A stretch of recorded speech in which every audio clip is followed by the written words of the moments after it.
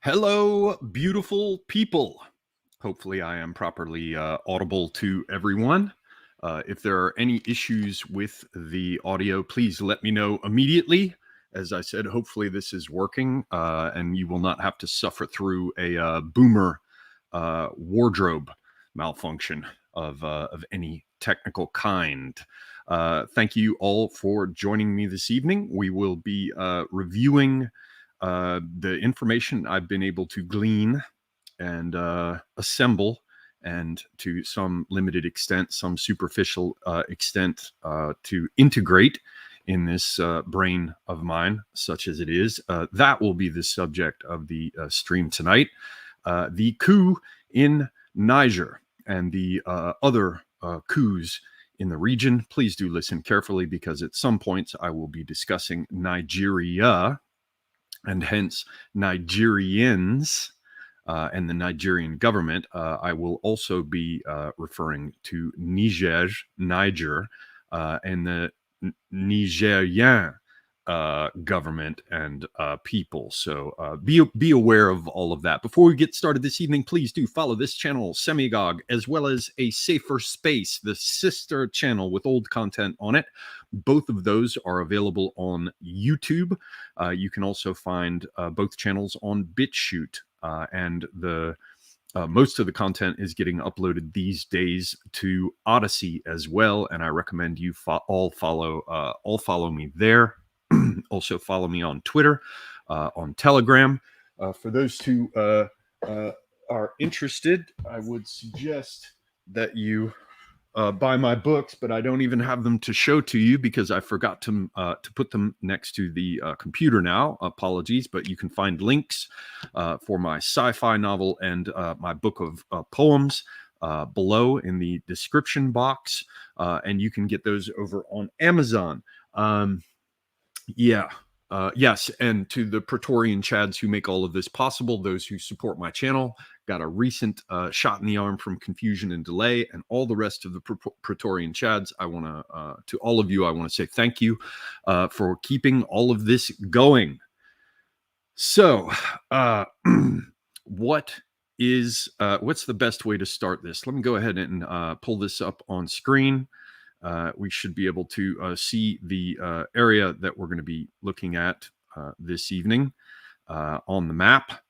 No, actually, let me do it like this so you can see more of the map and less of me. Okay, to get you oriented, we're looking at Africa. For those of you who are challenged in one respect or another with relative sizes, I believe it's worthwhile to take a look here. Can I make this fill the screen? No, but you should be able to see this little outline here. Hopefully you can see my cursor. Or no, over here. This little outline here is of Niger. And we're also going to be talking about Burkina Faso, which is here, and Mali, which is here, and Guinea as well, and some of these other countries, Chad and Sudan. There's a band here called the Sahel. I wanted to give you guys this image of comparative size with the U.S. and Niger, their relative sizes, so that you can see that this is a huge, vast amount of territory across these various countries that we're going to be looking at and considering here this evening. But let's get back to our proper map, and let's zoom in a bit closer. As I said, the area under discussion this evening is going to be Niger, which we can see here, Mali, Burkina Faso, Guinea, Chad to some extent, and Sudan. Now, this is all the stuff going on with the Sahel countries. The Sahel is sort of this Saharan band across here that separates North Africa or the Mediterranean coast proper from what is called sub-Saharan Africa. And as you can see, it's a big arid expanse. If we shift over to the satellite, you can see that this is some deeply inhospitable territory. These are large countries, as we've seen, but their populations, though still substantial, are much smaller than countries like Nigeria to the south. What is Nigeria's? Let me just check here. Nigeria population. So Nigeria's population as of 2021 was something like upwards of 200 million, somewhere in the neighborhood of 213, 214 million. I'm sure that it's actually higher than that. Niger, by comparison, is what did I have here? I believe it's, I can kill this size comparison now. Niger, I think, is 25, 26,000, somewhere in there. Let me see what I have. No, let me just look it up again. Apologies. I've got a bunch of tabs open over here that I'm going to have to look at. Niger population. It is 25 million. So what, 1/10 the size, roughly speaking, of a country like Nigeria. And we're going to be looking at Nigeria further here because they're likely to spearhead the response to all of this. But before we dig in, let me get this set up so you can see the divisions on the map a little more clearly. Nope, that's too big. I guess that's where we're going to have to wait and run it. Let me just pull up my notes. And we'll see if we can get everyone oriented here. Let me just get this centered on my screen, ladies and gentlemen. Apologies. Again, there's a lot that I'm going to be covering here to a certain extent. I'm going to be all over the place, which shouldn't be entirely new for those of you who are familiar with me and my channel. Deliferous beverage for the hot weather. Okay, so I should probably make a couple of initial points here. This is all my let me switch this back so you can see me. All of this is my first take on this, so you're gonna have to like circle back and check in with me as all of this goes forward. I am acquainting myself with this area. I know a little bit about it, but relatively speaking, I mean, I'm ignorant about most things, even geopolitically, even in terms of geography, even in terms of strategy, but particularly so when it comes to the Sahel and Africa more generally. So this is my first take on things. I'm attempting to assemble the information, to figure out what's going on. So all of this is subject to revision. All of this is speculative. People who know much more about all of this should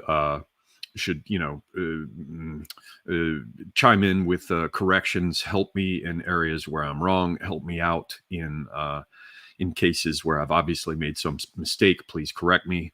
There are doubtless going to be many of these mistakes, but in terms of the general picture here, I think I have one beginning to form. Again, it's an initial impression, but I think we're going to be able to cover some things that will give you a better understanding of what's going on here. Certainly much better than you're going to get through any of the mainstream media dreck that's generally on offer. So let me pull this map back up and allow you to see this properly. Okay, so for those who are unaware, there has been a coup in Niger. I imagine most of you know that, and that's why you're here. Now, I've been wondering for quite some time about all the interest in the Sahel. It's been a major focus for Americans, for European powers, particularly France. Many of these countries are former French colonial Africa possessions. But I've been wondering about the Sahel for quite some time and was never really able to get my head around what's going on there. Of course, it's pretty safe guess whenever you hear about jihadists that you're really talking about mercenary forces who are at least nominally or superficially Muslim. So I knew that whenever you heard jihadists, you could really imagine that it's probably a situation much like Libya, where you run a bunch of, like a Turkey running jihadist or Islamist forces from Syria over by cargo plane to Libya to have them fight on their behalf. It's the same way that the U.S. used jihadists and Islamists as plausible deniability forces in places like Syria, in places like Iraq. So I knew that, when they talked about anti-jihadist, anti-Islamist activities in the Sahel, that while there might be some limited truth to that, most of it was just a way of concealing what's actually going on there, which is, as usual, as always, already, it would be the great game. So yeah, and I knew about the issues with human trafficking. That's very, very interesting to me. It seems to me that those are corridors of power for intelligence services and militaries, where the human trafficking and the drug trafficking and all the rest is amounts to ways to extend unofficial networks of control. So I had not really had my head properly screwed on right as regards this area and what's been happening here. And I've been waiting for, something to help bring it all into context for me. And I think I'm beginning to figure out what's happening here. So that said, again, these are superficial initial takes. Come back later over the next few weeks, certainly over the coming months. We're going to see a number of developments here. But first, the main story. There was a coup in Niger. The country's presidential guard detained President Mohamed Bazoum, and the commander of that presidential guard, one Abdulrahman Chiani, proclaimed himself leader. Now, the deposed president is apparently apparently an Arab from a Libyan tribe, with branches of that tribe in Chad and in northeastern Niger. So his ethnic group, just for context here, the ethnic group of the recently deposed president makes up less than 0.5% of the population in Niger. And as you might imagine, they are considered foreigners and resented. And there's a long historical tension between the herders in the north and the more sedentary and farming populations in the south that they dominate and exploit. You can see that in many places where the Sahel meets sub-Saharan Africa. If I'm not mistaken, I believe the Hausa and Fulani are in a similar situation with Nigeria. But, I'm catching up on a lot of this, playing catch up with a lot of it. So if I make mistakes, please jump in. If I don't catch it in the comments immediately, just keep blasting me with the corrections. And as long as it's polite, I'll acknowledge and share it. And if there are, if the chat is not the proper place, then or the rolling chat is not the place, come into the comments afterwards, and I'll be happy to take corrections, to acknowledge them, to pin as necessary. So anyway, recent coup in Niger. Now, the president has been seized and is being kept in the presidential palace by the coup folks surrounding this core with the presidential guard and Abdulrahman Chiani. Niger's prime minister, Mahamadou, is stuck outside the country. I'm sure he's terribly sad about the fact that he's not in detention there. And outside the country, he's loudly calling for international intervention. Now, to get an idea of this character, Niger's former prime minister, he started his career as Minister of Mines, Energy, and Industry. So that should explain to you the interest groups that he interfaced with. And he moved on. That was from 1991 to 1993. Then he became, I guess it's just a coincidence, Minister of Finance from April 2011 to April 2012. And he's director of the cabinet of the president since 2015. So he seems to be a major player, well in bed with Western powers and certainly with the French. And then he's been prime minister, or was, from the 3rd of April 2021 up until this coup on the 26th of July 2023. So now here's the first thing that everybody needs to be aware of in this area. Coups are absolutely normal. There is nothing strange about coups in this region.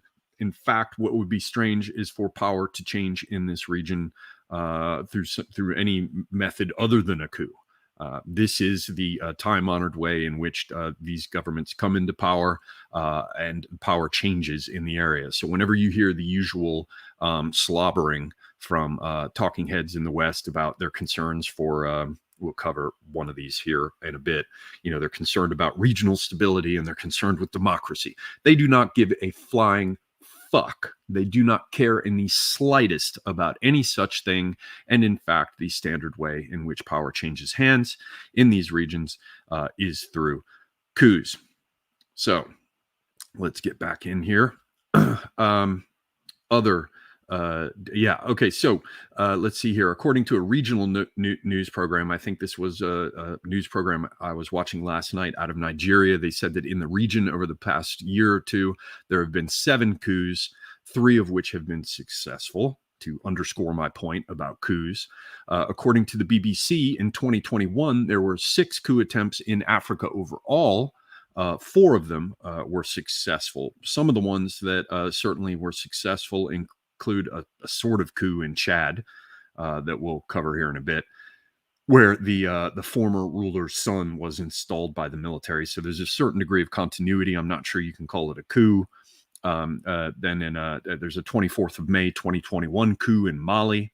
And again, let's look over at this map right here. Wonder if you can see the cursor. Can you see the cursor? Yes. Okay. We're dealing with a block of states that seem to be coming together that have all recently had coups. And Niger is the most recent of them, the one that just happened within the last week or so. And then we have a coup that happened in May, 24th of May, 2021 in Mali. And then we had a coup in September 2021 over here in Guinea. Note that Guinea gives coastal access. And then there was a coup on the 30th of September 2022 in Burkina Faso. So Mali, Burkina Faso, Niger, and Guinea is this band of countries. And you can see this runs from the center of the Sahel out through Mali and to Guinea, which would in theory provide access if these coups hold and there is an opportunity for these countries to operate together, including Guinea. Then you would have access in theory from Niger through Mali out to Guinea. In terms of territorial contiguity, in terms of contiguous territory, but that is not to say that we have, for example, transit corridors running across this route. I had to look into railways and surface transportation in this area in preparation for the stream. And I have to tell you, having read as a lad about people like Cecil Rhodes and his dreams of a Cape Town to Cairo railway back in the day, man, the powers that be certainly don't want to see anything like that happening, because nothing like it has thus far. Although there have been there's been success with rail lines running east-west from the Atlantic over to the Arabian Sea or the Indian Ocean, whatever you'd call it here. There's been some success developing rail lines here, but across this vast expanse, it's just a mess and an inhospitable, lawless, in many respects, savage mess. We covered the fact that there have been shitloads of coups, that coups are simply how things are done. But it's important that we've had a spate of coups. Let's take a look at some of these. That's Bazoum, the deposed leader of Niger, who is being held now by the coup plotters in the presidential palace. Okay, so we had the Malian coup d'etat, as I said, in 2021. We had an attempt in Guinea-Bissau in 2022 that failed. We had the Burkina Faso coup d'etat, which succeeded. We had the Gambian coup d'etat attempt in 2022, which has failed apparently. And there was a Guinean coup d'etat in 2021. So there's a series here. And if we come back to the map that we were using, we can see Gambia, Guinea-Bissau, Guinea, Mali, Burkina Faso, Niger. They've all had trouble here. And these coups have been successful in Niger thus far in Niger, Mali, Burkina Faso, and Guinea. Now, we had one in Chad, but it basically established a continuity of power. I don't entirely know how to read Chad yet, but it seems to be Western aligned, as we'll see in a bit. I'm not quite sure how to best organize what I'm about to tell you here, so I'm going to go back and forth a bit. But the first thing that we have to understand is access, right? Let's think about Niger by itself, or let's think about Niger, Mali, and Burkina Faso as a group. These countries have very poorly developed infrastructure. They're very poor. They're very savage. They're very lawless, even by the standards of Africa. And they don't have coastal access. Now, these countries, let me see if I can find it here. Somebody had put up a map, which is the one that shows, well, I just got it in my own notifications here recently. Let me see if I can find it. Somebody just posted it for me, though I'd seen it a while ago. Hopefully it'll be present here. What's going on now? Come on now, peoples. Oh, well, shit, fire. Somebody, there we go. Somebody just posted this for me. Maybe it's in a reply. Damn it. That's annoying. Okay, never mind. I had a map that was floating around that showed that showed the countries in Africa with that had recently signed military agreements with Russia. And you can see there's a crap can of them, and that Russia has been intensely active in the region.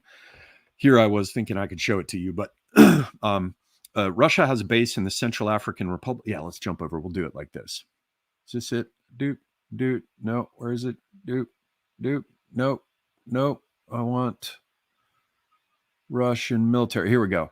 Now, this is an article. This is from back in 2020. So you have to be aware that not everything that was claimed here has continued as they expected. But the Russians have been for quite some time trying to expand their influence in Africa.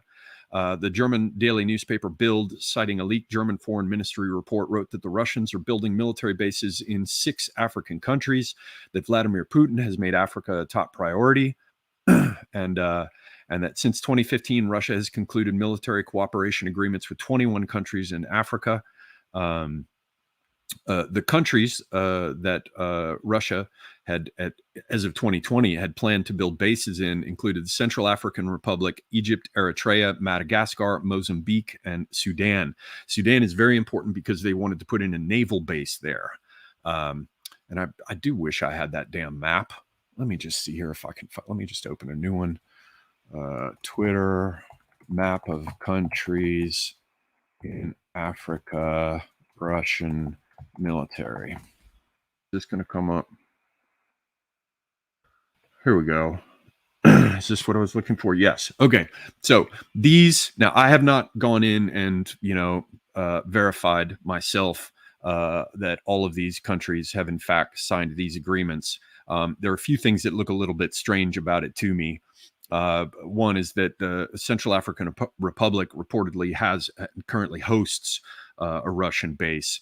So, I don't know. But it's likely that it's accurate with most of these countries, that there's some sort of military agreement, but that might be training. That might be just weapon sales. We don't know how tight those arrangements are. So ultimately, we can't take this as too much of a guide. But it does seem that Guinea, Mali, Niger, Burkina Faso are in this group. Now, Ghana is one of these coastal states that has good relations with the West, like Nigeria, like Senegal. So I don't know what's going on with Ghana here.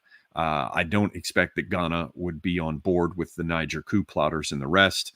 We'll look at that in just a moment. I'm all over the place here.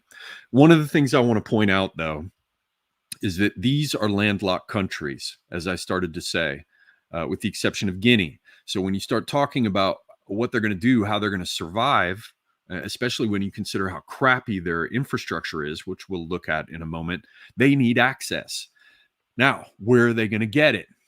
Well, right now, I think Benin it plays a very strong role as a port that can ship stuff up into Niger. Now, you have to understand that with Niger and Mali, that most of their population is in the south, the very bottom southern part. It's much like Canada, except if you go north, you burst into flames instead of becoming a popsicle.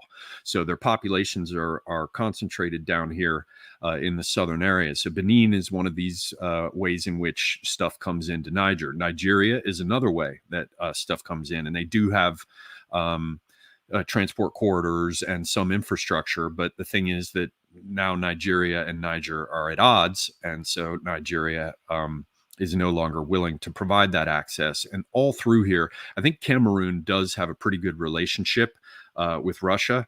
So Cameroon could be a way to get close, but Nigeria can block it. So, the best bet for Niger is going to be to do something through Mali and Burkina Faso, and presumably over here through Guinea.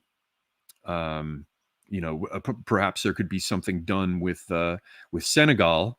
But we'll get to that in a minute. The main point is that these guys are landlocked, and so how will they get to the sea?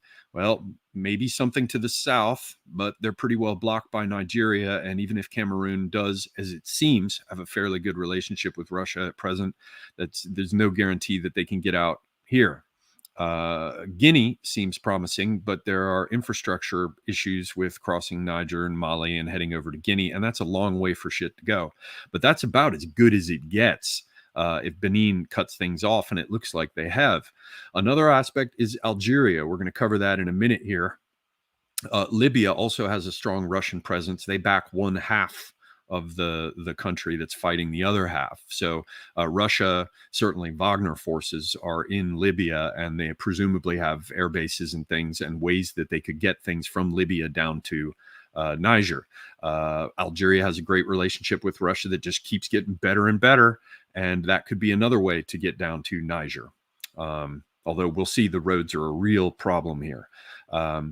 Another thing is that you could connect, if Chad falls into line, as some of the strategic thinkers I've been reviewing have surmised, Chad might be next in line for all kinds of trouble for reasons that we'll see in a bit. Sudan, this is an area where out of those 6 bases or whatever that Russia wanted to put in Africa, Russia wanted to put and signed an agreement to put a naval base on the shore of the Red Sea here.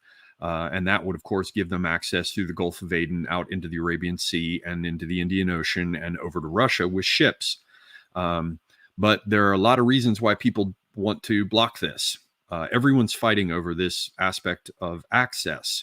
The Americans have a base in Djibouti, the Djibouti booty, and the Chinese do as well. And we know that Somalia has been destabilized. We hear all about Somali pirates, and Yemen has been destabilized, and we hear all about crap there. It's because the powers that be are fighting over access here, and it suits them to have shitloads of quote unquote pirates to destabilize things, because they don't want regular economic activity to get rolling through this access point, because it heavily suits China and so we'll see. So I surmise Russia. So Russia wanted to put a base here on the coast in Sudan, and then presto, whap, bang, shazam, Sudan erupts into yet another violent civil war. Now, I'm not saying that Sudan is a stable place and that it takes much to get it to explode into crazy bullshit. But in this case, it is rather odd that the Russians were going to put a base here, and then nope. The Russians also have a base up here at Tartus and Latakia in Syria, air and naval base. And they get along well with Egypt, which suggests that they might be able to pass through the Suez Canal and get down here. And if not, they can come out this way, as I said. So Russia has been looking at doing things here, and Wagner is arguably active here, as we'll review. So if you look at Guinea and Mali and Burkina Faso and Niger and Sudan, you've pretty much crossed this wide-ass part of Africa, which is a vast territory. All that really stands in the way is Chad, and we've seen that things have been pretty funky in Chad. Now, Chad seems to be backed by the U.S. Again, we'll cover that. I'll get to that in a minute. But they were permitted to send their president to Niger to visit with the deposed president who's being held in the presidential palace. So I can't see the Niger coup plotters permitting that unless there might be some question about whether or not Chad might roll one way or roll the other. No telling. And with everything that we're considering tonight, you have to understand how outrageously corrupt this area is. It's so corrupt that it makes Ukraine look like Switzerland, which is saying something. Or at least it makes Ukraine look good by comparison. So whenever we think about what might happen here and what the outcome could be, whether it could be war, whether it could be regional blocks, you have to understand that it's tribal alliances. Nations don't mean fuck all. And everyone is susceptible to bribes and whatever side, they think of their toast they think is going to take the butter best. So, there's a big question mark about what might happen across this band. What I want to point out for now is the Russians were going to put a base in here, and we'll discuss railway line plans in a moment. And as soon as it seemed like that was going to happen, this place erupts in war. Chad, it looked like was going to go one way, and then, as we'll see, there was a U.S. Warning from the intelligence services to the authorities in Chad, which, so it is claimed, enabled them to avoid problems with a coup, and they threw a bunch of people in jail. However, Burkina Faso, Mali, Niger, and Guinea have all had coups and are all now talking about how they're going to work together. And we've got recent attempted coups in Gambia, Guinea-Bissau, and as we'll see, there's some weirdness going on in Senegal at present. So we see a band running across of here. Everyone has to understand the context. No one will give you any fucking context for this. I will attempt to do so. However, again, this is me, initially forming my impressions. I'm not an expert in this area, but I guarantee you anybody who is an expert in this area is going to come in and be like, yeah, I don't blame you, man. This is hard to figure out, but I think you've got the gist of it right. In any case, I feel I have the gist of it right. Your mileage may vary. We shall see. So let me go back to my notes here, and then we'll take a look at what could be happening here. First thing, this is about Russia here. Everybody's talking about Russia, in the United States and with, regime news sources. It's all, woof, woof, woof, Russia and Wagner. But the more you look into this, the more you find that these people don't need any excuse across this region. They need no excuse at all to begin killing each other. These aren't nation states. They're competing tribal groups. And there have been problems all this time. And the problems in Niger, I told you the president there comes from, a Libyan, perhaps Arab group, and make up 0.5% of the population. There are a lot of people pissed off about how things have been going here. There's a long-standing tradition of domination by northern herding groups and pastoralists dominating more sedentary Southerners, as we see as kind of a pattern across here. So people are in conflict regardless. Then we've got the so-called Islamists. Then we've got the human trafficking, the drug routes, and, areas of the roads going north through the Sahara with corpses, littering the side of the road where people get left to, run out of water, die, get torn apart by jackals, if there are even jackals, and end up as, desiccated piles of bones. So when we talk about Russia, you have to understand that there are problems here anyway. Russia has opportunistically exploited the tensions and the stupidity of the Europeans, the Americans, and particularly, it seems, the stupidity of the French, who have, played pretty freely in this area, treating it indeed like their former colonial possessions that they still control. So what might Russia be doing here? We've already covered the fact that Russia didn't create this, Russia didn't precipitate this, Russia didn't cause it, but they might have some role in the timing in terms of their strategy and the groups that they will support. One thing we have to be aware of is that Russia just held another Africa summit in St. Petersburg, apparently in Moscow as well. Those of us who are terminally online will have seen that. There's been lots of rhetoric about Russia, about Africa in Russia, from Russia, and that rhetoric has been coming from Putin.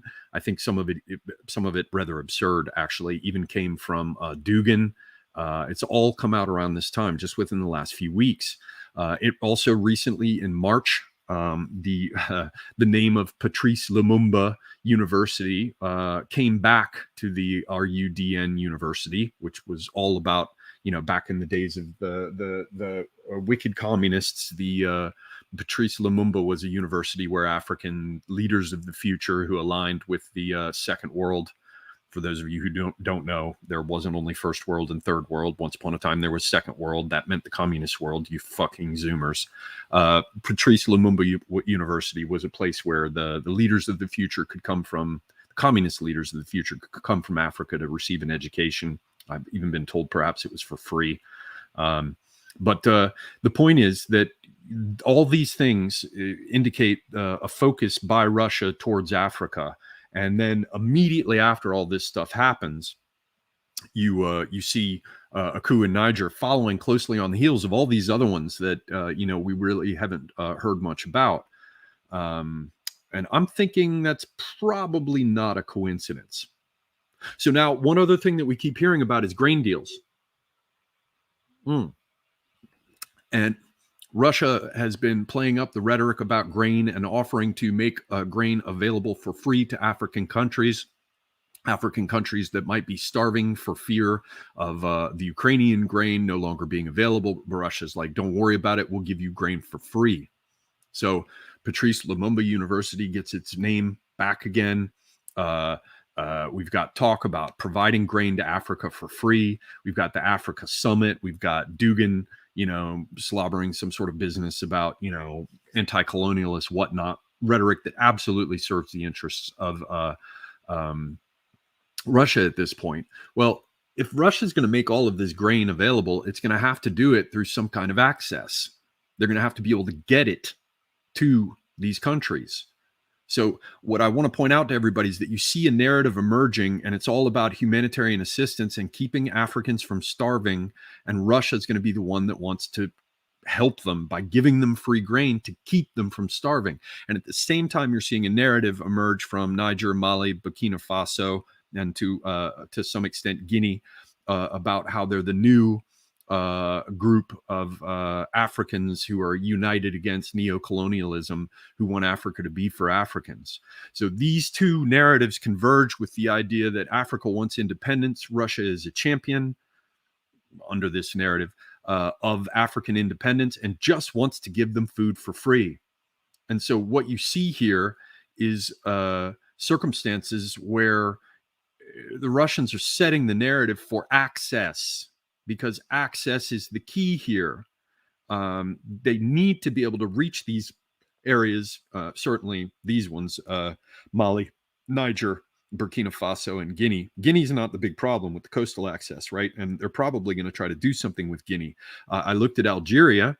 The Russians get along great with the Algerians. We'll cover that in just a second.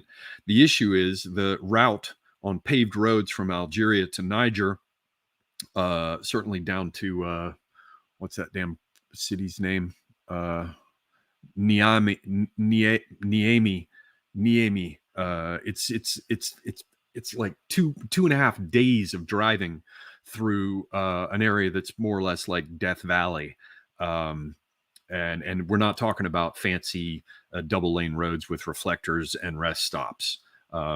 So there is the possibility of coming in from the Mediterranean through Algeria and coming down to Niger, but that's a long road to hoe. And transporting stuff on trucks is not all that easy. Now you could do things with air bases, I imagine. And certainly the NATO powers would have trouble trying to block Mediterranean and Algerian airspace. They're probably not going to have much luck with Libya. Thing is with Libya that they can claim that, somebody, some lone man-pad nut shot the cargo plane out of the sky. They could all kinds of ways with plausible deniability to shoot down aircraft. But anyway, access is the issue here. And the point is that the Russians are developing a narrative, and so are these countries in their rhetoric, that is about the idea of Africa for the African, self-determination, get rid of the neocolonialists. And from Russia in particular, you have the idea of access, to give food away to people for free. So let's, let me just see here what else I might be missing in the notes. Okay, so here's the thing that we have to look at that's very interesting. Remember, I said that over here, again, hopefully you guys can see my cursor, that Russia was going to put a port in right here in Sudan. They signed the deal for it. It was going to go down, and then whoops, Sudan erupts into civil war. Well, if we go back over here and look, we can see that there was talk. This was in 2018. This is really one source that I've found in 2 articles, but it's all coming from the same guy. This, what's his name, dude? Does he sign at the bottom? No, this is the short version. They quote a TASS article. I could not find the original TASS article, but the claim here: Africa's East-West Railroad is 50 years overdue. Now, this is a guy who claims to be Lawrence Freeman, 2018. I have not vetted this dude. I don't know where this comes from. So again, don't hate me if it turns out that he's a flat earther who, is searching for the opening in Ultima Thule into the center of the earth. I guess that wouldn't work because the flat, well, yeah, it could. Anyway, yeah. But he claims to be a political economic analyst for Africa, outspoken opponent of current policies of neocolonialism, highly respected researcher, whatever. But this was reposted in like a Ghana blog. But it talks about an East-West Railroad along with trans-African highways and electrical power is essential for African nations to become sovereign, independent nations. It is coherent with the African Union's Agenda 2063. Sudan is geographically situated to become the nexus of the east-west and north-south rail lines. Africa's collaboration in recent years with China's Belt and Road Initiative, Russia, and other nations to build vitally necessary infrastructure is the only way to eliminate poverty, hunger, and disease.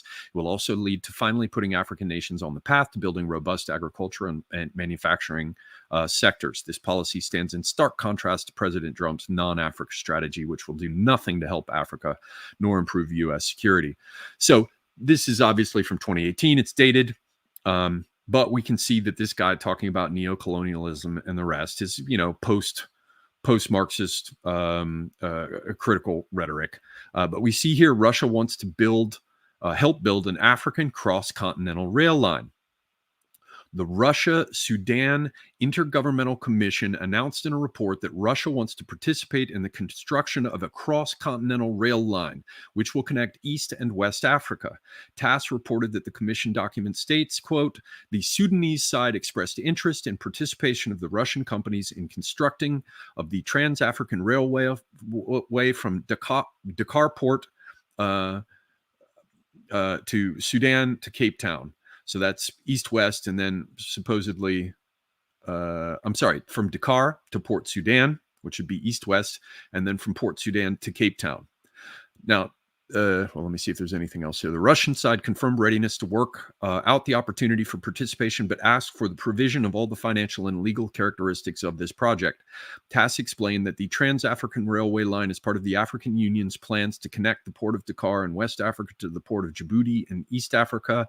It will run through 10 different countries, many of them landlocked, and is expected to boost trade on the continent. The route will be the expansion of the existing Trans-African Highway, TAH5. The first phase of the project will be an estimated $2.2 billion. Extension of rail. So the project has already attracted Chinese investment in African infrastructure through Beijing's ambitious Belt and Road Initiative. So this is 2018. I don't know how much this can be relied on, but you had the idea that you'd run from Sudan across Africa. We do know that the Russians were signed a deal to put a port right here in Sudan. We do know that it's now Guinea rather than Senegal, but Guinea with Atlantic access had a coup, and they stand with Mali, which had a coup, which stands with Niger, which had a coup, and then we had Sudan, where the Russians were going to place a port. And as soon as that started to look like it was going to happen, suddenly it's plunged in civil war, which means probably people who don't like Putin and see China and Russia as competitors here probably wanted to stop it. And it would have to go through Chad. So I don't know. That's not an exact map. This isn't Senegal. We're talking about Gambia now, but we'll get to Senegal. Things look like they're getting a little more interesting there. I mean, what are the chances that it would just happen to be these countries? What are the chances, ladies and gentlemen? And just here with Sudan, where there's fighting and there's complaining about Wagner being involved here. What are the chances? I ask you. I mean, I was born at night, but not fucking last night. Now, the only issue here is it's this one story by this Lawrence Freeman guy. It claims to quote the TASS article, but I couldn't find the original TASS article. If anyone can or did find it or does find it, please feel free to go into the comments when the live stream is done and post me a link to the TASS article, because I want to know more about these claimed Russian plans from 2018 for this railroad. The thing is, that's not the only place we hear it. If I jump over here to the Sprinter guy, he's a pro-Russian propagandist, mainly dealing with places like Syria and Ukraine, always vehemently pro-Russian. But this is a tweet of his from, well, now this is August 3rd, but it says Niger plays an important role for Western countries. There are their troops, the American base of military pilots for France. For France, the relations with Niger are strategically important. And this guy claims the coup in Niger will enable Russia to unite its African allies in a single space that will have access to the Atlantic Ocean through the Cameroon portion. I don't know about all that because, as I said, Nigeria is in the way. I don't know if this dude can read a map, as well as the Mediterranean Sea through Libya and the Red Sea through Sudan.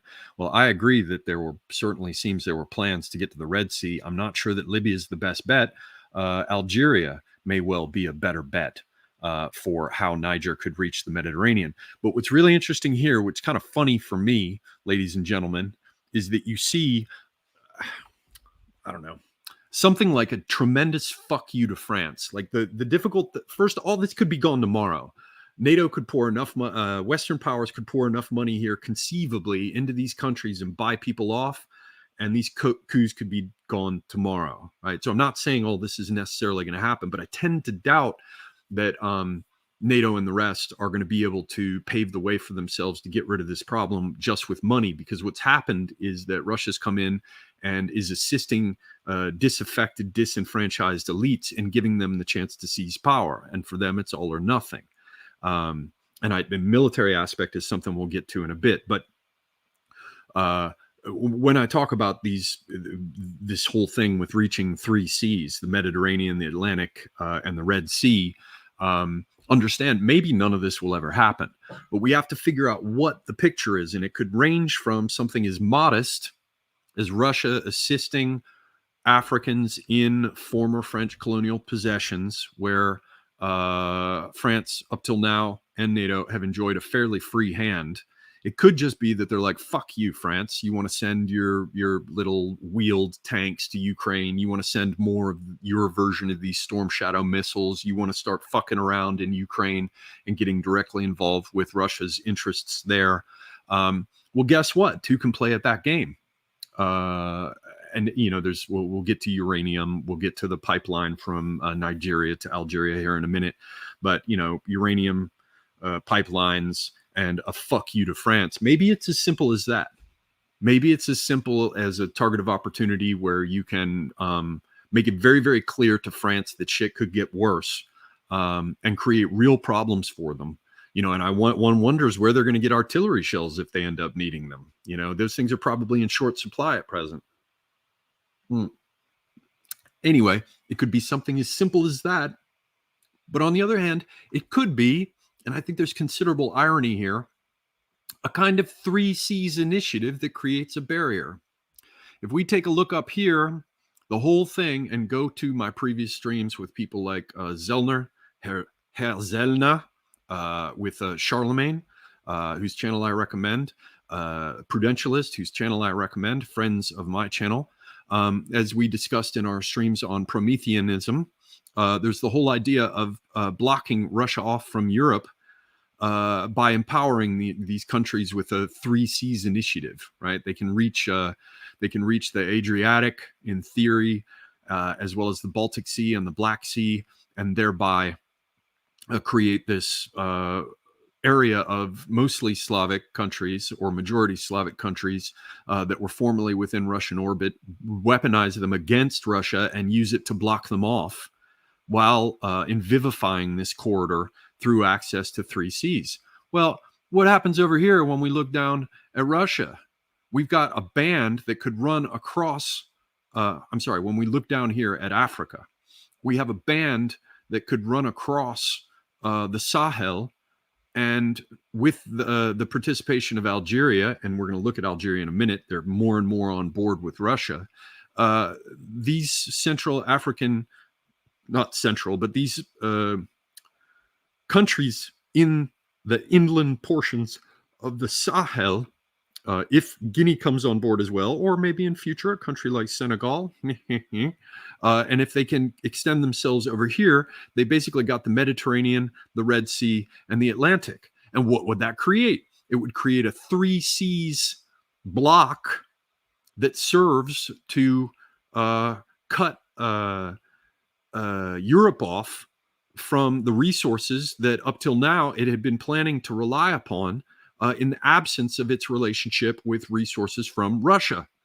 So what's happened is Russia is packed with, I mean, as my buddy Tim used to say, forests that have never heard the sound of an axe, manganese, gold, other precious metals, rare earth minerals, diamonds, or at least gemstones of various kinds, oil, natural gas. Russia's packed with resources. But now what's happened is the NATO powers and those behind them, whoever those people might be, have said, no, fuck you, Europe. You're not going to be an industrial powerhouse. Germany can suck a bag of dicks. You're all fucked. We're going to empower Poland. We're going to empower these Slavic countries to be the new powerhouses, and will thereby weaponize their nationalism against Russia and cut these people off. But don't worry about it. Don't worry about it, guys. There's not going to be any problem, because what we've decided in our back rooms, because I don't buy this emergent bullshit, people planned in their back rooms to turn Europe into basically to smear Europe and Africa together as one block, because it suited them to bring in the cheap labor, and in cutting off Russia from the income of selling their resources to Europe, they just figured, fuck it, we'll just cruise across the Mediterranean and we'll get all that we want in terms of laborers and resources from Africa. And if the populations in North Africa don't provide enough people, then we'll just head south to sub-Saharan Africa and we'll suck it dry and we'll pump it all into a beautiful brown new Europe. Well, if you create a band across this area, I'm not saying one way or another that Russia would be for or against further African population movements into Europe. I'm undecided at this point. I certainly don't think they're against it, but I'm also not quite sure that they're for it. I don't know what to think at this point. But they would create a band. By the simple act of creating roadways and rail across this band, that becomes a logistical corridor that becomes it's just like trying to cross a railroad on the battlefield. It's a point that you have to cross. Checkpoints can be established, and control of immigration and commerce can be established along these lines. So essentially what would happen is you could cut the Sahel, basically empower one of the most savage and lawless parts with the poorest people, which means you get the most bang for your buck of investment in bringing them over to your side. You create this barrier between Europe and North Africa on the one hand, and sub-Saharan Africa on the other, as well as all the commerce and trade. And this area over with the Red Sea and the Gulf of Aden, as we've talked about before, would be critical for Russia and China to be able to conduct shipping stuff through here. But they would have the ability to do stuff with the Atlantic as well, with Guinea or perhaps some other country like Senegal in future. For all I know, Mauritania could be a target. From what I can tell, Mauritania has good relationships with China. I'm not so sure about its relationships with Russia. Now, another thing to bear in mind is that China has a base in Djibouti, and they're already setting up their string of pearls stuff. We've already talked about how, Belt and Road could have been involved in all of this. So I think what's probably happening is China basically behind the scenes said, all right, Vladimir, ching chong chow, if you want to risk, take the risk diplomatically, if you want to take the risk militarily of trying to put this corridor together, great. And you know what? If you can figure it out, Confucius bless you, we'll come in the background and provide the investment and take a lion's share for ourselves of the returns, and help to build this corridor. And I think that if you had the Chinese naval assets, Russian naval assets, and in particular Russian submarines involved in guaranteeing the trade here, even the combination of like the French, American, and British navies would have to think twice about fucking with it and blockading it, just because Russia has nuclear-powered submarines, nuclear-armed, nuclear-powered submarines that are of high quality. So we covered the idea. Maybe it's something minor, like just going after. It could be, even if it doesn't work out well, if it all gets rolled back, then it still would be a strong slap in the face to France to be like, no, no, no, no, c'est pas possible. Don't be pulling this bullshit. But it could be, and I think it probably more likely is, a more ambitious development across this band of territory. So, as I said, let's see. Let's take a look back here. What did Putin do when he had this Africa summit? Well, first off, we can look at his address. This is on the official Kremlin website. This is after he met with various African leaders, and he did a speech with the chairman of the African Union. There's a lot in here. You can go read it yourself, but it is interesting here that he says, following the work, the participants adopted a solid package of joint documents. First, I will mention the St. Petersburg Declaration that was approved by the leaders. It formalizes strategic areas for the development of Russia's cooperation with African countries in long-term perspective. All our states confirmed their commitment to the formation of a fair and democratic multipolar world order based on the universally recognized principles of international law and the UN Charter. They expressed their joint resolve to counter neocolonialism, the practice of using illegitimate sanctions, and attempts to undermine traditional moral values. Now, the Africans, no surprise to everyone here, have no interest in the great rainbow pause celebration. They find it absolutely repulsive. And so we see here not much, because Putin generally takes a pretty soft hand with his rhetoric. But we see mention of countering neocolonialism, countering illegitimate sanctions, and attempts to undermine traditional moral values. Remember that these inhabitants of the Sahel, if you go take a look at their names, they're Muslims. They're Muslims. Now, all of the population of those countries is not Muslim, but the leaders are overwhelmingly Muslims from the herding and pastoralist groups of the north. And so they're even less interested in all this business, at least in public, of having anything to do with rainbow flags and all the rest. So what else happened? Remember, this is this Africa summit or whatever that happened like with a week before this subsequent coup. Look at the people that he was meeting with. So Russia-Africa summit, he had a gala reception on July 27th. I guess a little bit before that, he met with the president of Uganda. We're not directly concerned with him at present, or Uganda. Press statements by President of Russia and Chairperson of the African Union. We had a meeting with the president of Eritrea, meeting with the president of the Central African Republic, meeting with the president of the Presidential Council of Libya, meeting with the president of Cameroon, Senegal, and South Africa, Cyril Ramaphosa, the interim president of Burkina Faso. So during the Africa summit, Putin had no problems meeting with the guy who took power in the coup in Burkina Faso. He met with the president of Guinea-Bissau. He met with the interim president, again, another coup leader of Mali, Assimi Goïta, however you pronounce that, and also the Republic of the Congo's leader. So we saw that he was talking about, anti-colonialist rhetoric, and he was talking about, traditional values and illegitimate sanctions, and meeting with African leaders, a number of whom, Burkina Faso and Mali are leaders of those countries after recent coups.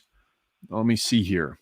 Now, there are a number of things that people are talking about here in terms of why this might be happening. One of them is the business of uranium. These countries produce, Niger certainly, and Burkina Faso. I'm not sure about Mali. They produce a fair amount of uranium. There's also talk of a pipeline that would run from Nigeria to Algeria, Nigeria through Niger to Algeria. That's one possible route. Apparently, there is another route that has been suggested from Nigeria that would somehow end up in Morocco. Morocco and Algeria are now at odds. They have a border dispute. Morocco is increasingly aligning with the West, with NATO, with Israel. Algeria is increasingly aligning with Russia. Let's take a quick look at Algeria. This is from Africa News. This is from, when was this? January, February, March, April, May, June 19th, I'm guessing. Tell me, I have this. Yeah, 2023. So yeah, it's from June 16th and updated on June 19th, but it's from 2023. Russia, Algeria tightens strategic ties. President Vladimir Putin and Algerian President Abdelmadjid Tebboune pledged to deepen their two countries' strategic partnership as the Kremlin seeks to pivot Russia towards Asia and Africa. Tebboune's 3-day state visit comes as Moscow's offensive in Ukraine stretches into a second year. Putin says Algeria is a key partner for us in the Arab world and in Africa. He wants to ramp up energy and military ties. The two leaders signed a declaration on deep strategic partnership. Tebboune said that Western pressure on Algeria, presumably to avoid any kind of activities with Russia, would not have any impact. Foreign countries may put pressure on us today, but this will never affect our ties. And they talked about Soviet Union's robust support for Algeria during and after its fight for independence from France. Our ties never changed, Tebboune said. Algeria has always supported Russia, he said in the translated remarks. And so there was a trip where Tebboune was supposed to go visit France in May. So let me look at my notes here. There's some points here that I want to make when we think about Algeria. Actually, that's the wrong button. Let's get back. Algeria currently has very strong relations with Russia. As I said, historically, Russia was the major security partner for Algeria and an economic partner. Basically, as we just saw in the remarks I was reading from, that goes back to when Algeria got its independence in the early 1960s, 62 maybe, don't quote me. But then in September of 2022, if I'm not mistaken, there was a fuss in U.S. Congress about Algeria agreeing to an arms deal that would involve Russia supplying them with $7 billion in weapons, including Sukhoi 57 fighter jets, air defense systems, and some more shit too. So when you put that together, that's from 2022. Now we have that tab I was just reading from, which is from 2023. Obviously, Algeria is not responding to pressure, does not give a damn, and sees its future being most bright with Russia, alongside Russia. We should also bear in mind that Algeria in the past few days has also explicitly come out rejecting the idea of foreign intervention in Niger to deal with the coup plotters. And now, for what it's worth, I can't prove it. It's entirely speculative. But in my view, absolutely, we have to consider the very real possibility that all the recent weeks of upheaval and rioting and burning shit in France, which just ended within the last month, to whatever extent it really ended, which was precipitated by the French shooting some Algerian kid who was driving around in a car and kept trying to run and presented a threat, so they killed him. My belief, as I said, we have to consider the very real possibility that Algeria had something to do with that, and more distantly behind the scenes, that Russia had something to do with that. France continues to be a thorn in the side of Russia. It continues to supply the Ukrainians. It continues to cause problems. And Algeria, they have a native animus towards France, and I can completely see where Algeria would want to send a brief little "fuck you" to France. And it's my belief that all intelligence services are organized crime.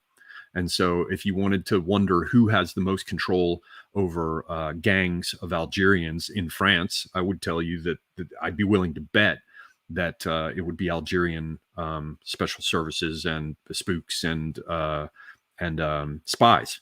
And so, if you wanted to push, to use a pretext to push people out in the streets to riot and burn things, as we saw in the U.S. with George Floyd, where it was pumped by people being paid to go do that, you could look to Russia and um, and Algeria, or Algeria, and then indirectly behind them Russia, to see groups that would profit very much by such a flex in the face of France. Remember, France pissed people off in North Africa. They came in and they murdered Gaddafi, or their people that they enabled murdered Gaddafi. France played a leading role in that NATO intervention and absolutely destroyed Libya. And there also have been problems with the Arab Spring, which was driven in large part by Western intelligence services. So the Algerians are like, "Fuck you very much." So Algeria, the point I'm making is that they're on side with Russia for sure. That they'd have every reason to do things like push riots in France to make a point, and they'd be in the best position to push that forward.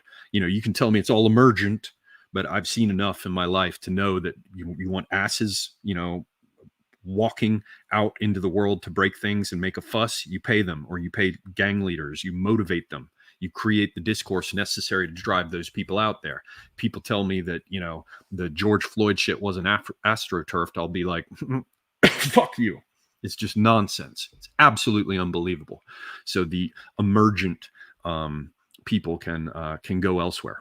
But the point is that Algeria would have every reason to get involved in this sort of thing. It's partnering now, it seems, with Russia to a considerable extent. And so that brings us back to our map here, where we can take a look at Algeria's position. The idea is that that's one route that could get down into Niger. And so we come to this whole business of the pipeline. Now, there are arguments over where the pipeline would start and where it would issue. Where is the damn thing? I posted this. Oh, sweet Jesus. Matt just sent me this. Where did I lose it? Yes, here we go. Now, this is from back in 2022. Many of you will have seen online that they're posting this diagram of how Europe, in order to get its hands on energy, and it needs it very much because the Russian supplies have been cut off, that basically what was going to happen is Nigeria was going to run a pipeline, and it was going to go north up into Niger, and then presumably over into Algeria, and then spread from there. Apparently, there was another plan, and Morocco backs it, where it would come out of Morocco. That's probably a way to punish Algeria. Well, the joke's on everybody else, because Niger is now blocking that, or would presumably in future block any such attempt to run that pipeline through that corridor up across to the Mediterranean coast and from there into Europe. So as of 2022, we read that Niger, Algeria, and Nigeria have signed an agreement that will see developments resume on the multi-billion-dollar trans-Saharan gas pipeline, the African Energy Chamber announced Thursday. The three-nation pact, which was finalized during the Economic Communities of West African States Mining and Petroleum Forum Wednesday in Niamey, Niger, was signed by the country's blah, blah, blah, blah, blah, blah. Anyway, by the country's Minister of Energy, Mines, and the rest, and Petroleum Resources. It'll be a 2,565 mile or 4,128 kilometer pipeline, 13 billion, and it would link Nigeria with Algeria, and then it would carry 30 billion cubic meters? I don't know, BCM, to, maybe I have that wrong, that acronym, to European markets via Algeria's strategic Mediterranean coast, as well as supply inland stations along the route. Thing is, no, it doesn't look like that's going to happen anymore. So that's one of the things that might have been effected one of the changes that this coup may have effected in terms of that pipeline planning. Now, another thing that people are talking about and that you'll hear discussed is Niger being a major source of uranium supply for France. Now, of course, that uranium supply matters given that Europe is having major energy problems throughout all these countries. And France has been less affected by it because they didn't, sodomize themselves in the way that that Germany has by shutting down things like nuclear power in favor of so-called green energy. The thing is, to run that, they need uranium. Now, a lot is being made, and some estimates of a lot of fuss is being made about the uranium, and some estimates say it's a large amount of the uranium that's supplied to Algeria. The thing is, there's this guy who's a good resource. A French contact sent me information on him. Where is he? A guy named, and you guys should look him up. Any Francophone people who speak French, check him out. He seems to be very, very knowledgeable about Africa and not an idiot. His name is Bernard Lugan. And he's got Histoire du Sahel de Origines nos jours. Whatever. He talks to somebody. There's an interview there, and he's got a thing on his blog. Après le Mali et le Burkina Faso. And he's basically saying after Mali and Burkina Faso and Niger, the next will be Chad. So he clearly sees this region, and he seems to see the potential for it to extend east-west like this across the Sahel, and that Chad is the missing link. And of course, it seems that Western powers are fighting in Sudan to keep it destabilized so that Russia can't put in a base here and can't extend its rail. Now, let me see back to my notes because there's some other things I want to talk about, particularly some great maps I'm about to share with you that you can't find anywhere else. They were generated today very kindly and give us a much better picture of what's going on. Okay, so I covered Algeria. Very quickly, Chad apparently resisted a recent coup attempt with U.S. support, which was blamed on the Russians, or so the story goes. 11 officers were arrested. This was back in December of 2022, as best I can tell. Now, bear in mind, Chadian President Déby was himself installed peremptorily by the military after his father died. So it's not like there's any democracy to be found anywhere in this region, for fuck's sake. But yeah, so as I said, that leader of Chad, the son of the former one, Mohamed Idriss Déby Itno, he was sent by ECOWAS.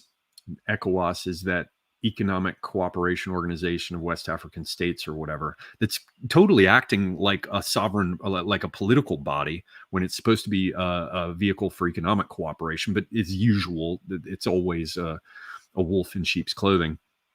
ECOWAS sent the leader of Chad, this Déby Itno guy, to visit the detained Nigerian president, Mohamed Bazoum, in the presidential palace. So I don't know what's going on with Chad at this point. I'm sorry, I'm just quickly reviewing these countries. So we had the recent successful coup in Mali condemned by the international community, which kind of tells you all you need to know about how they're aligned. France, the UN, the African Union, the EU, and the US. According to a January 2022 January 2022 Agence France Presse report, the Malian army officials claimed, and this is again January of 2022.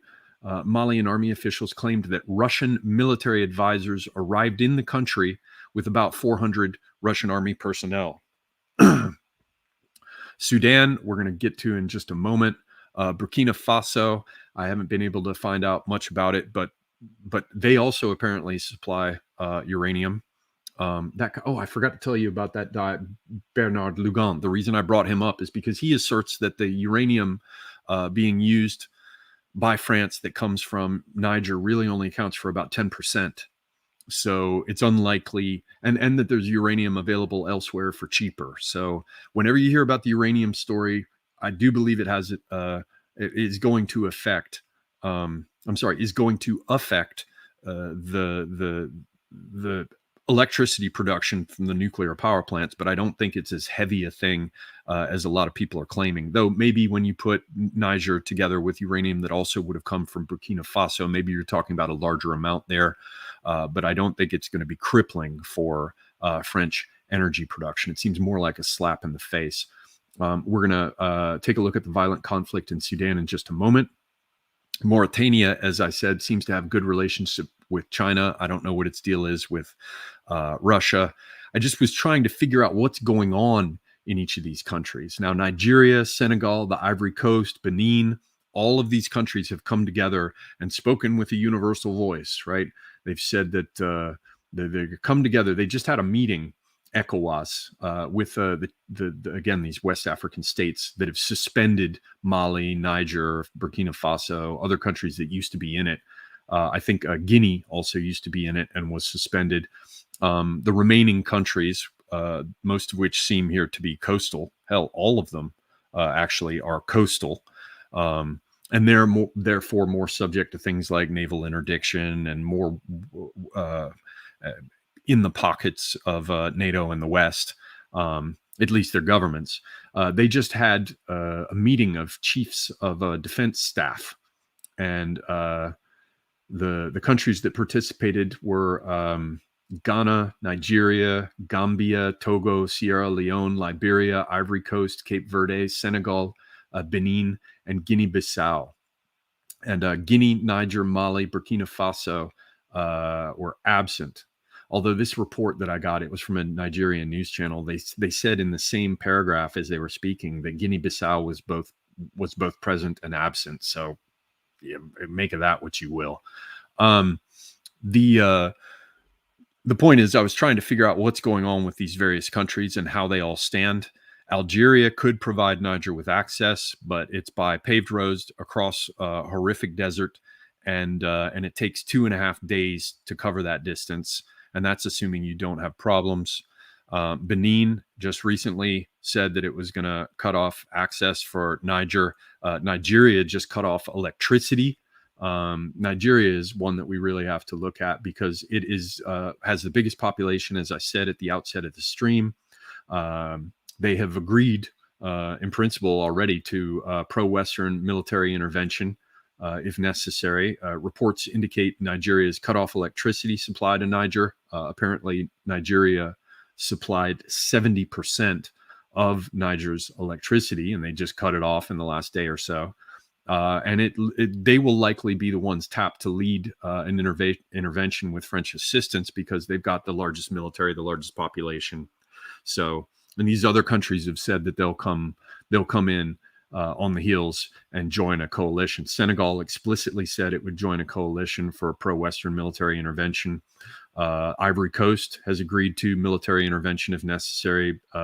Benin, as I said, provides port and rail access for Niger, and it said that they're willing to do military intervention. So most of these countries are willing to keep these people cut off and limit their access. But what now is interesting is that in Senegal, we are beginning to see some problems. You know, I saw a video of somebody in Senegal, a couple guys burning some shit and holding up a Russian flag. And I was like, I don't know.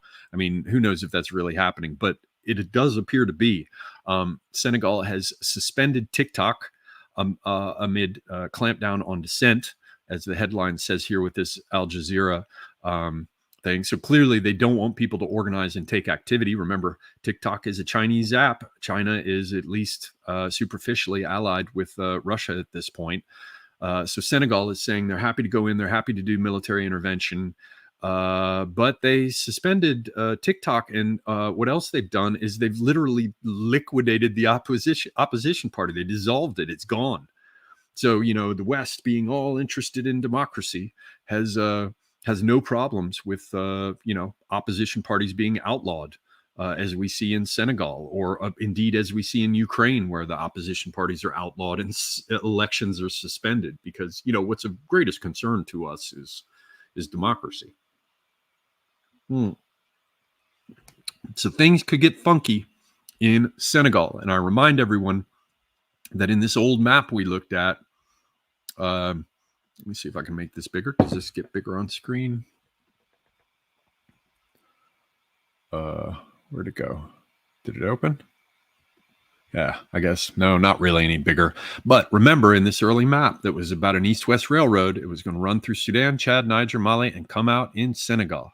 Now, presumably, we could come out in Guinea as well, but we're going to have to take a look at some funky things here, which now brings me to the wonderful maps that I now have access to. Jimmy Thomas, this handsome gentleman that you can see in the top right, has access to a tool that allows him to generate accurate and up-to-date maps for a number of things, including infrastructure like road and rail. And he very kindly produced this map, which is a godsend because everything that I was finding online was crap. There was one that laid it out more or less like this, so it seems as though that other map was up to date, but it was just the accuracy of it was very crude. You know, the lines were very big. And important features that are visible in this map were not visible in those other maps. So you can see here that you got a rail line coming in from Senegal. It crosses the border into Mali and ends right here. So you don't know that it's a functioning transit corridor beyond that point, but clearly what's happening, and we can only see it with this map. Let me make this bigger so you can see this even more clearly. I guess that's as big as it gets. It's not going to change anything. So what happens is the rail ends here, but then they do portage by river, doubtless, right, which allows them to cross much of Mali. So you've at least got a canal system to deliver freight. And then it crosses the border into Niger. And this is Diame or whatever, right around here is the capital of Niger. Remember, I said the primary populations are in these southern sections. So even though you see the rail comes this far, and this is the standard gauge rail. The lighter gray lines are narrow gauge, if you can't read that text on the right. So this rail line comes in, they can traverse by river and then come down here by river. And they've even got a little spur that comes off with a rail line again. So if you didn't have this great map provided by Jimmy Thomas, again, I want to plug his channel. You can find him under Jimmy Thomas, like Thomas Aquinas, Thomas. Jimmy Thomas, he's got a great channel with analysis of strategic, operational, and tactical stuff going on in Ukraine, because Mr. Thomas has a military background. Without this map, we wouldn't see how these routes work. Now, he was kind enough also to provide me with road maps for paved roads. But first, let's look at this. What do we have for access? It looks like we have access that was coming in through Benin, and then presumably a short distance by road up here into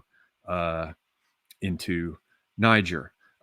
We see that there are rail right up to the border with Niger, and then you could transport by truck or wheeled vehicles, presumably from this point on. But the best route seems to be coming in with the rail line from Senegal. But it looks, I can't read this really quite right. Let me see if I can get in closer. Can I get in closer?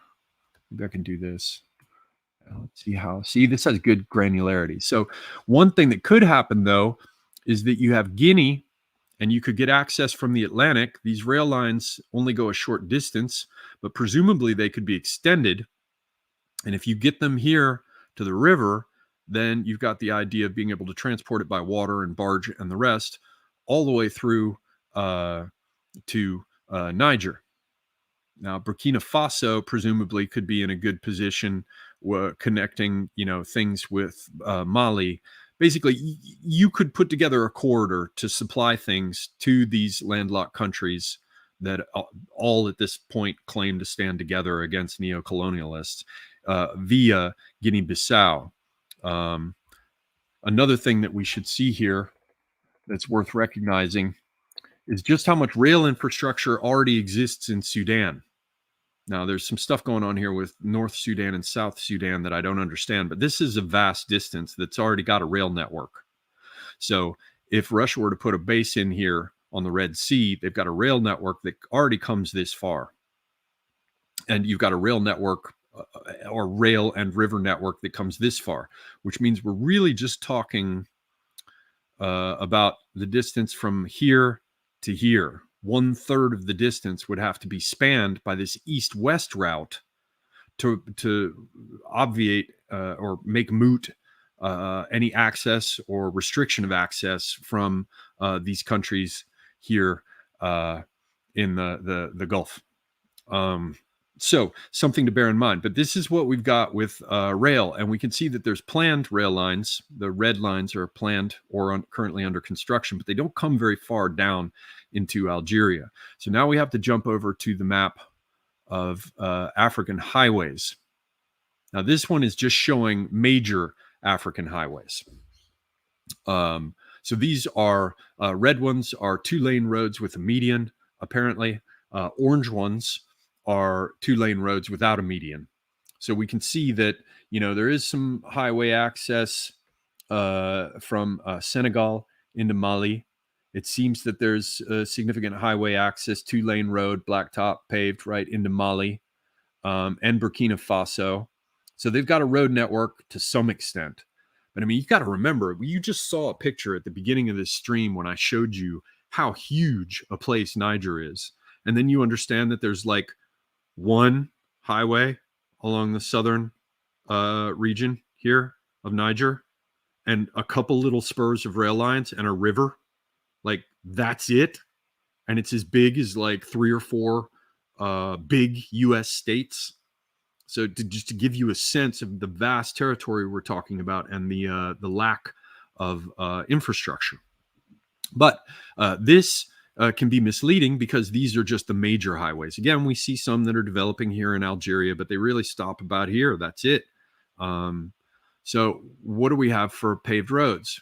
Well, this is another map that Mr. Thomas was kind enough to produce. And we see that we do have roads, paved roads from Niger up into Libya and from Mali and Niger up into Algeria. So traffic could run this way, but it's a long haul and it's slow.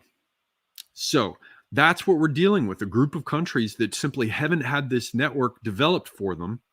And who's champing at the bit behind the scenes? Who's sitting in the background behind all this, if not China, which has all kinds of experience now in building inexpensive railroads, and they've done it over much of Africa. So there's some really interesting strategic thinking going on here on the part of the Russians and presumably the Chinese as well, because these are areas that are difficult for naval powers, which NATO certainly is. It's all, the world, the rimlands and the sea powers versus the heartland, whether you're talking about Spakeman or Mackinder or whatever. But certainly naval projection of force is the real strength of NATO and Western militaries. And what these countries are deeply landlocked areas that are hard to get to. But that means it's hard for militaries to dislodge people who decide that they don't want to go with the program. And at the same time, it makes these people, the people of these countries, and certainly their leaders, very receptive to the idea of building infrastructure, rail, and transportation corridors, because it could change the game for them, especially if they can do it horizontally, east to west. Let me just pull this map up since I took it off screen again. Especially if they can do it east to west across this area, because now they're no longer beholden to all these other countries that have always blocked them, that have always kept them. I'm not saying that they're not backwaters in their own right, but they've further contributed to these countries languishing as vast arid shitholes. And so this is just a very, very interesting thing strategically. I won't hammer the point anymore because if anyone already has enough sense, they'll see why it's interesting and I don't have to tell them. But rail lines, they just need to, for a starter, cross this area.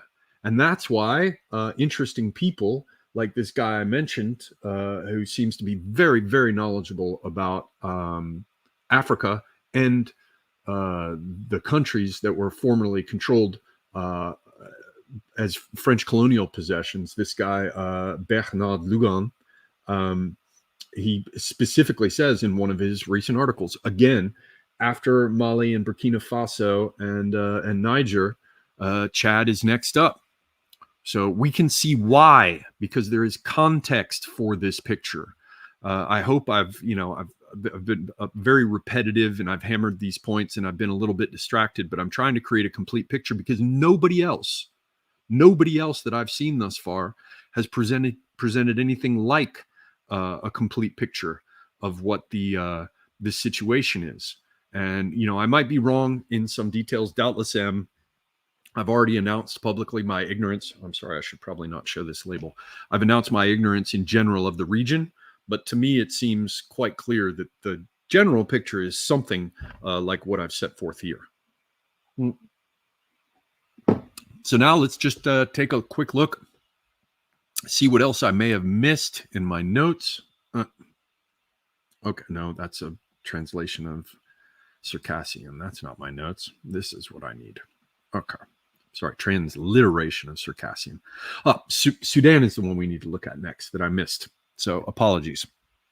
Let's get over here because Sudan is the most important one, as we've talked about here with this map, right? Let's just use this with the rail lines, right?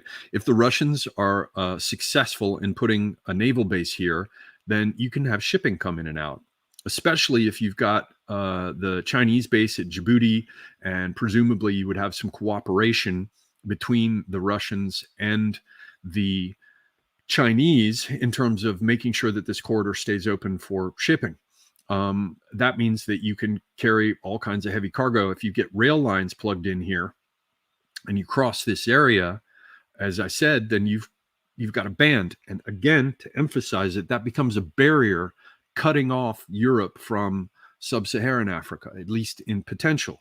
And I think that the people in Brussels, the people in Washington, or the people who pull their strings more likely, since the ones in the foreground seem to be fucking imbeciles, they, I think, are concerned about this possibility. So what's going on in Sudan? As I said, the Russians were supposed to set up their own base there, and things were going to move forward, and somehow they lost their opportunity. So we go to everybody's favorite, the Center for Strategic and International Studies, CSIS, one of these regime think tanks.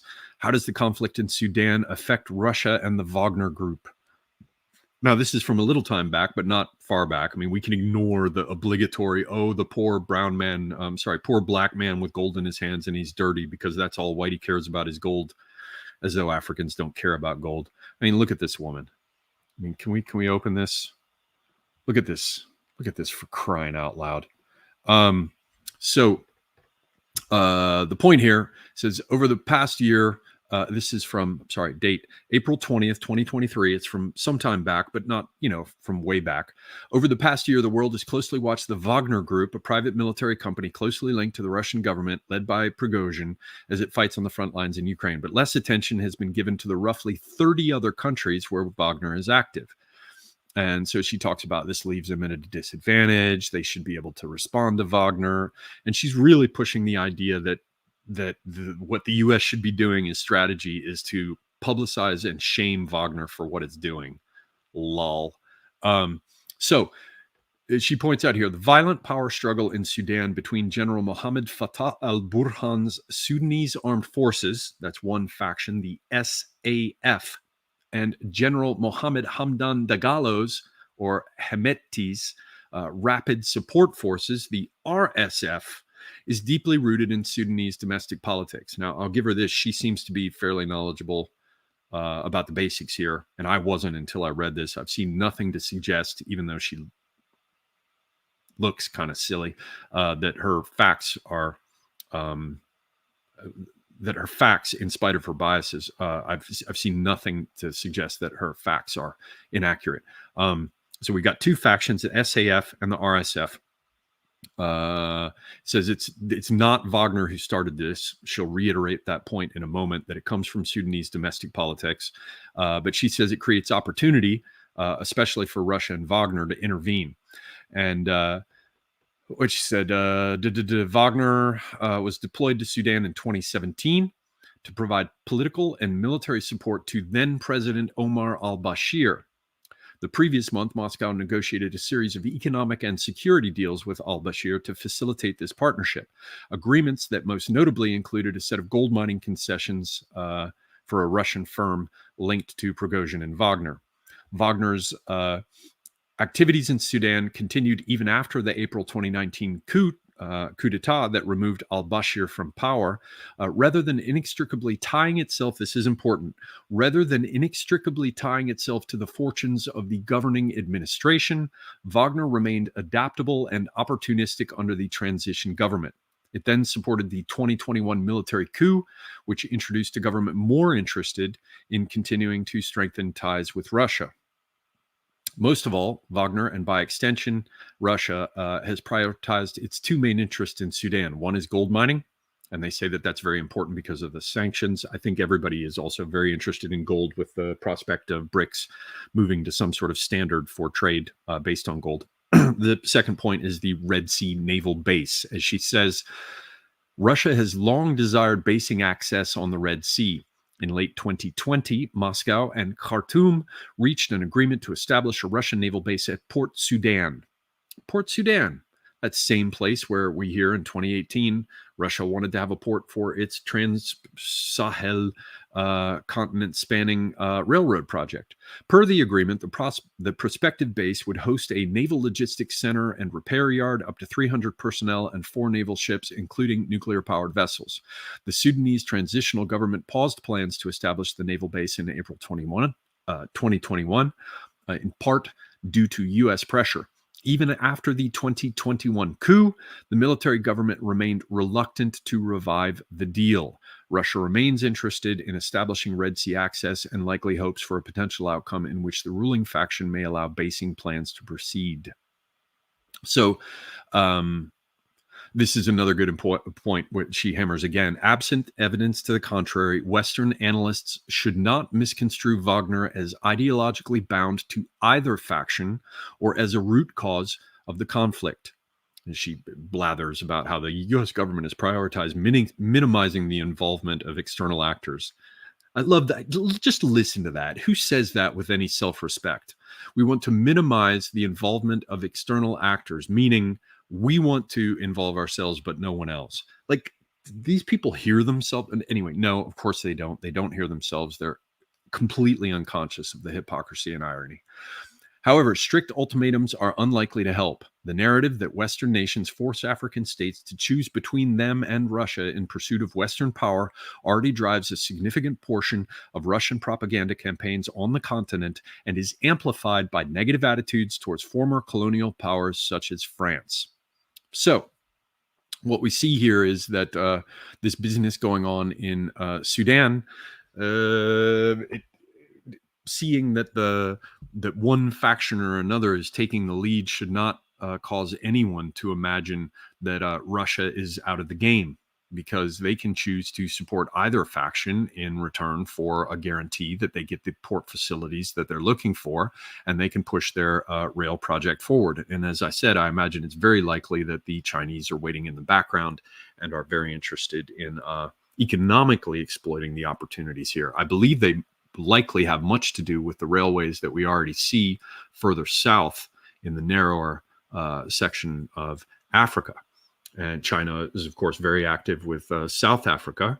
So the United States and Europe are, I mean, think about it. Algeria has gone over to the Russian side, presumably. I mean, they're going to play a careful game, and they'll keep communications open with the West. But Libya was shattered by the tender mercies of NATO.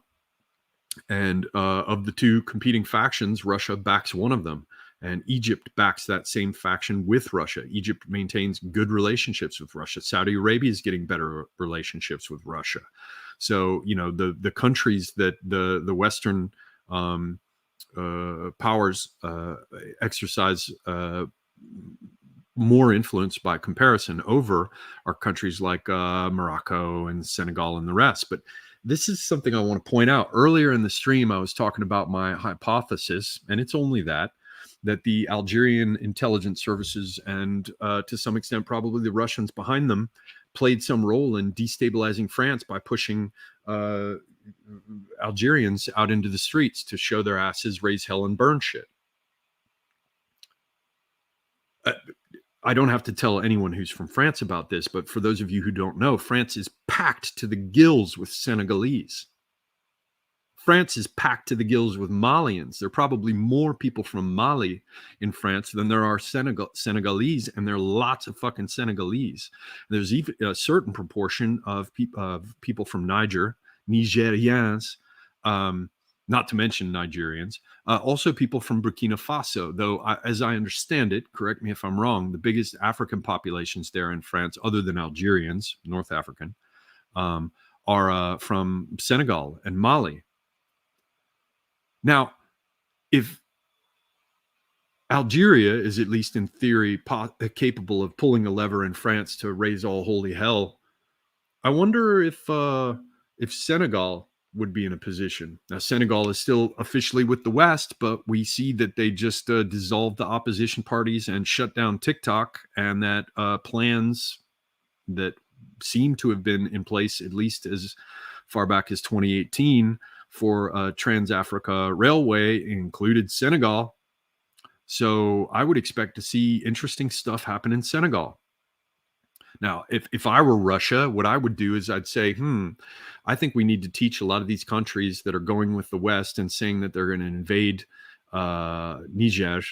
I think we need to, first off, say that there's going to be a block, because if you put Mali and Niger and Burkina Faso and Guinea together, they're smaller populations, but if they all put their best military elements, such as they are, together with Wagner assistance and leadership and Russian military assistance and maybe quiet Chinese backing, you could see a real mess for these countries trying to go in. First off, you're not talking about just a small proxy war between two countries or even a large proxy war like we see in Ukraine.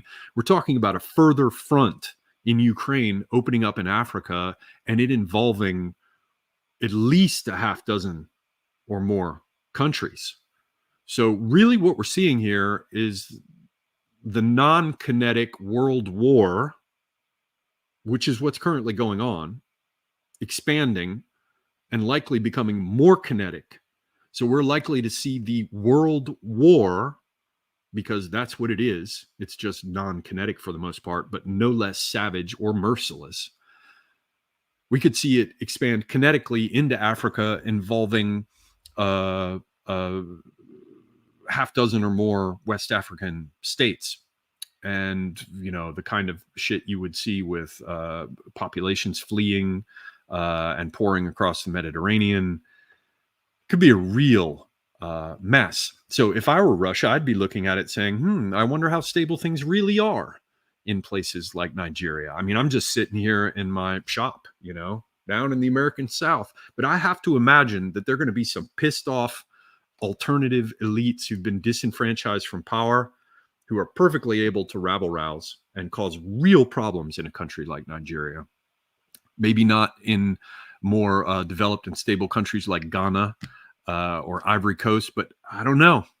I don't know enough about these African countries. I have too much ignorance, but I have to imagine that if you dumped a bunch of money and sent your intelligence services in and pulled levers with organized crime and gangs, which all intelligence services are attached to, I imagine you could cause some real trouble destabilizing some of these countries. So if I were Russia, I'd pick one, and I'd pick one I wanted anyway, and I'd use it to be an example to the rest of them. And I'm wondering if Senegal is that country. And we'll have to watch it over the coming days to see if there's any major destabilization going on. But apparently some moves in that direction have already been made. So I don't know. It could be a real mess. So let me see what else I'm missing. We've covered these coups.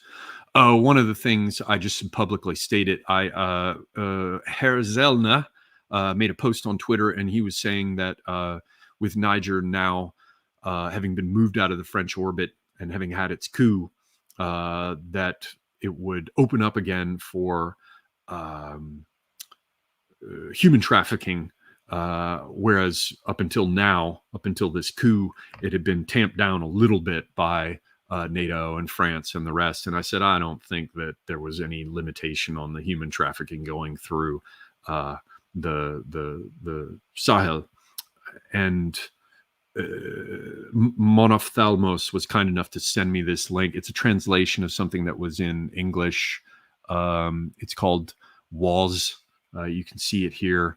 If you want to go find it, you should be able to find it. It's refugees in Niger. And apparently there was a lot of pressure, exactly as Zellner said, to cut down on the amount of refugee traffic that passes through Niger, particularly through Agadez. Some of it coming up through Algeria and some of it going through Libya. So I just want to publicly say it looks like Zellner was correct and I was wrong. But we'll have to see. This is another dimension of this. The whole aspect of human trafficking is something that I didn't really go into here. I'm trying to get my head around it. As I said at the outset of this, I tend to be of the opinion that the human trafficking is really just a way to make scads of money for people like Schwab and Soros and the rest to pack Europe with non-Europeans. But I think it's also networks of transport and control of organized crime, financial networks. Is just ways to control the population and get them doing the kind of things that you want them doing. For intelligence services and military. So I'm not clear on what's going to happen with the human trafficking here, but it does seem, again, Zellner being right and me being wrong, it does seem that there's every likelihood here that we're going to see a massive spike in refugees if they really do open up with war in the way that they're talking about, perhaps in ways that we haven't even seen before, which, I mean, it could go back to 2015, 2016 levels. So that's another dimension here that, I didn't go into, but it should be noted. Let me see here. Anything else affect Russia and the Wagner Group? Sudan conflict. We already talked about Algeria's relationship, East-West Railroad.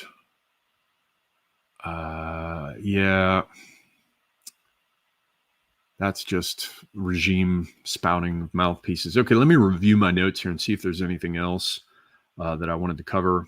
One thing is, we're getting claims in the regional news programs that protesters are in Niger are chanting down with France, long live Putin, long live Russia, and waving flags. I've seen some of that. I can't verify the extent of it. There's at least one large protest in Niger that had Russian flags, and at least one set of footage I saw where people were carrying flags around. Talking heads for the West are saying that the EU and US have a vested interest in regional stability and democracy. So it's the usual crap. Claims of foreign influence. They're talking about ISIS, Boko Haram, terrorist organizations, as well as Wagner and the Russians. So it's the kind of shit you'd expect. As of tonight, I just saw some news. We've heard about evacuations from Niger of French civilians being evacuated and others, American civilians, I believe. But there was a U.S. military spokesman, thanks to John Ski for forwarding me news about this. A U.S. military spokesman just appeared tonight saying that the U.S. military is still there on its bases with no change in posture, but apparently they're staying confined to the base at present. Anything else? Yeah, we've already covered the fact that uranium and energy pipelines are likely issues. Uranium maybe not as big an issue as we would have imagined from how much everyone is talking about it. We've covered Algeria. I do want to emphasize again this French guy. I hope to any French people who want to translate or send me articles by him. He seems to be very, very knowledgeable. Bernard Lugan, again, is someone to consider.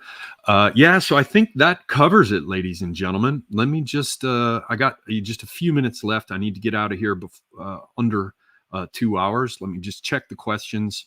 First off, I have not been watching the chat. I did notice that Zed Dez is in the house. Hopefully she's been keeping a careful eye, and hopefully others have been keeping a careful eye on the chat. I don't want any kind of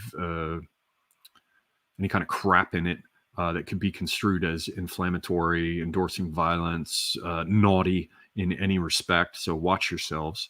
I've been too absorbed with trying to keep this somewhat coherent, so I haven't been tracking the chat. Anyone have any questions? in the last 10 minutes here before I disappear. I'm going to take one proper swig off of this beer since I've been unable to thus far, while you guys figure out if there's anything else you can share with me. Or anything else I need to know, any big mistakes. D was here. D's awesome. My friend D. Check out his Friday night cocktail hour streams. And as I said, check out Prudentialist. Check out Charlemagne. Check out Martin Zellner. You can find those in various places that I will not mention here too much for fear of fearsome things. Conovan says, what was the French guy's name again? Can someone type? He is one Bernard Dugan. I see 8 symbol posted it. Thank you. You see any other questions?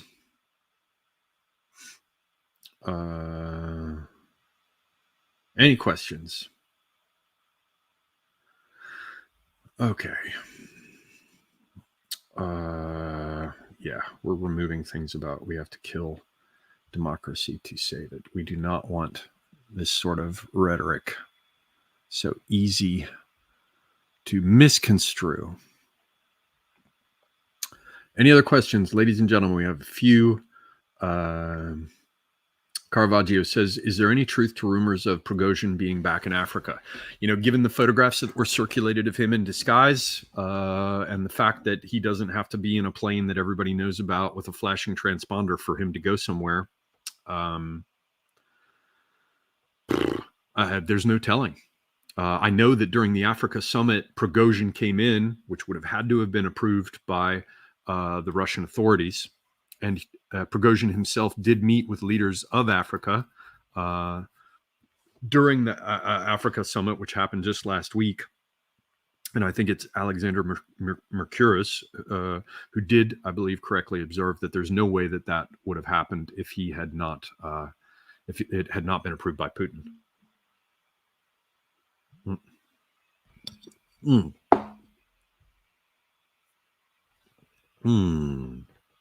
But as I say, there's no way to know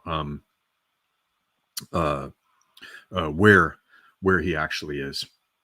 All right, looks like there are no serious questions here. King Salmon Fish says, Semigog, what would you say the likelihood is that Niger is a punji trap for the gay set by the Ruskies? You mean that if they go into it militarily, it'll get worse for them? I mean, I mean, this whole stream is kind of an answer to that question. So I'm not sure what else I could say to you, my friend. All right. I'm not seeing any further questions. Okay. Well, then, yeah, I'm going to give it just one more moment. If I don't see anything further, then I'm going to be out. Anything else? Anything else? Let me go check this one because it posts, this chat posts a little bit more quickly. Nope, I don't see anything. Okay, so ladies and gentlemen, again, everything that I laid out here is superficial. It is my first take on things. Your mileage may vary. I've doubtless made mistakes. Where I have made those mistakes, please help me. I am not particularly knowledgeable about Africa. So again, I'm playing catch up. So you can't do it in the chat because the chat is about to end, but I look forward to corrections, further leads, insights, hot takes, links of various kinds from everybody in the chat. In the meantime, I want to thank everybody for being here tonight. I appreciate your support, especially to the Praetorian Chads who donate to the channel. And yeah, I am Semigog, and until next time, I am out.